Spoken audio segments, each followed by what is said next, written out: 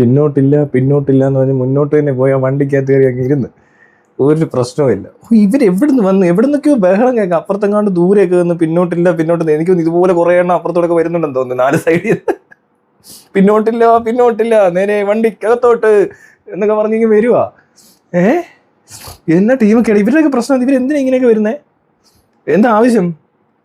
ഞാൻ രാഹുൽ ഗാന്ധിയെ പൊക്കി എടുത്തോണ്ട് പോയത് ഇഷ്ടപ്പെട്ടില്ലെന്ന് പറഞ്ഞോണ്ട. രാഹുൽ ഗാന്ധിക്ക് എന്തിനാ അവിടെ പോയെന്ന് എനിക്ക് മനസ്സിലാവാത്തത്. ആ പോയതിനെ ചീത്ത വിളിക്കണം. CJP പരിപാടിക്ക് രാഹുൽ ഗാന്ധി ഇവിടുന്ന് കമ്മ്യൂണിസ്റ്റുകാർ കോൺഗ്രസ്സുകാരൊക്കെ പോകേണ്ട ആവശ്യം എന്തുവാ?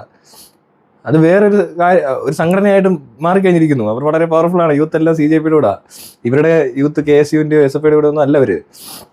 അങ്ങനെ അവർ ആ വഴിക്ക് വരത്തില്ല എന്നോ? എന്താ പിന്നെ ഇവർ വലിഞ്ഞു കയറി ചെല്ലുന്നത് അങ്ങോട്ട്? എനിക്കറിയത്തില്ല.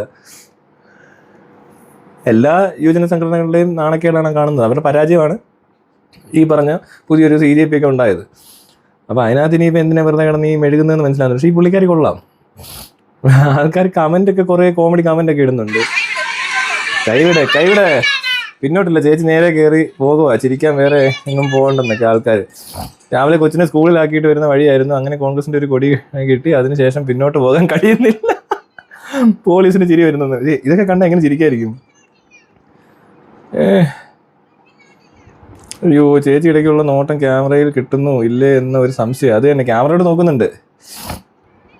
ഈ പപ്പുവിൻ്റെ ആൾക്കാർ ഇങ്ങനെയാണ്. ഇവർക്ക് ഇവിടെ ഇത്ര നാൾ എവിടെയാണെന്നുള്ള എനിക്ക് മനസ്സിലാവാതെ. ഇവർക്ക് ഭരണം കിട്ടിയതിന് ശേഷമാണ് കേട്ടോ ഇവർ ഇത്ര പ്രകടനങ്ങൾ കൂട്ടിയത്. അതിന് മുമ്പ് ഇത്ര ഇല്ലാന്ന് ഈ കോൺഗ്രസ്സുകാരെ. പുള്ളിക്കാരി നോക്കുന്ന മൊത്തം ക്യാമറയിലോട്ടാ. നടന്നു വരുമ്പോഴേ ക്യാമറയോട്ട് ഇങ്ങനെ നോക്കുന്നുണ്ട്. നല്ല രസമുണ്ടത് കാണാൻ. പിന്നോട്ടില്ല പിന്നോട്ടില്ല വണ്ടിക്കുള്ളിൽ കയറി അങ്ങ് ഇരുന്നേക്കോ. മുന്നോട്ട് വണ്ടിക്കുള്ളിൽ കയറണം. കഷ്ടമുണ്ട്. എവിടെ നിന്ന് വിളിച്ചുകൊണ്ട് വരുന്നത് ഇതിനൊക്കെ? വല്ലാത്ത രാഷ്ട്രീയ പ്രവർത്തകർ തന്നെ.